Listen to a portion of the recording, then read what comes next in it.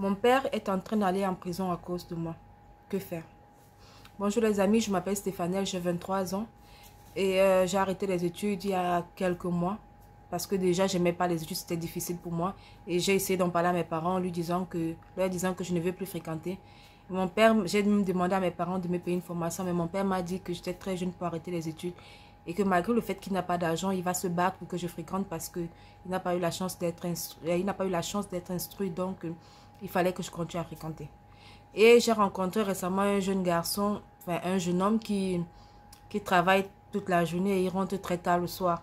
Donc, on n'a pas vraiment le temps, de se voir en journée. Donc, il faut toujours que j'aille chez lui quand tu rentres du travail, c'est-à-dire vers 21 h. Il arrive à la maison vers 21 h. Et voilà, moi, j'arrive à la maison. Le temps qu'il fasse à manger, bref, il est disponible vers 22 h. Et à 22 h, là, mes parents s'apprêtent déjà à aller se coucher, ce qui fait que je ne peux pas sortir à cette heure. Je suis obligée d'attendre que mes parents dorment avant de pouvoir sortir. Et j'avais souvent mon astuce à moi, ma technique à moi pour pouvoir sortir sans que mes parents ne sachent. Quand ils partent dormir vers 23 h minuit, quand je sais qu'ils sont déjà endormis, j'ouvre la porte et je sors tranquillement. Je laisse la porte entrouverte, de telle sorte que je peux facilement entrer sans faire de bruit vers 5 h en rentrant à la maison.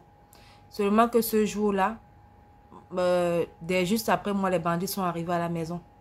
Et ils ont arraché l'argent que mon père venait de prendre, une tontine que mon père venait de bouffer. Ils ont arraché et ils ont pris les clés de la voiture de mon père. Mon père est taximan.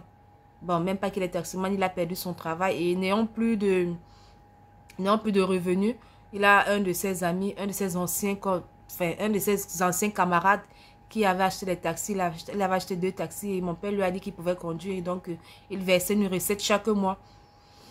Et donc, les bandits sont arrivés. Ils ont non seulement pris l'argent de la tontine que mon père venait de bouffer, le peu d'argent que ma mère avait sur elle parce qu'elle vendait les tomates au marché.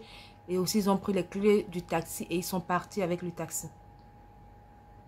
Ils sont partis avec le taxi. Donc, quand je rentre à 5 h, je trouve mes parents là, couchés au salon, en train de pleurer. Je leur demande ce qui ne va pas. Ils m'expliquent et tout. Ils se sont dit que j'étais en train de dormir, que je me suis juste réveillée. Bon, que le bruit ne m'a pas réveillé, quoi. Vu qu'ils ne voulaient pas aussi réveiller les plus petits. Donc, ils essayaient de faire le moins de bruit possible. Ils n'ont pas compris qu'en fait, c'était mon arrivée. Et puis, mon père, après, il a commencé à se poser la question. Mais comment les bandits ont fait pour comprendre, pour entrer sans qu'ils ne sachent, sans qu'ils ne comprennent? Qu'est-ce qui s'est passé? Est-ce que la porte est restée ouverte? Mon père dit que non, il se rappelle avoir fermé la porte. Mais qu'est-ce qui s'est passé? Donc, à l'heure où je suis en train de vous expliquer la situation là, mon père est en garde à vue. Il a eu le poste de police et en fait, le propriétaire de la voiture a porté plainte.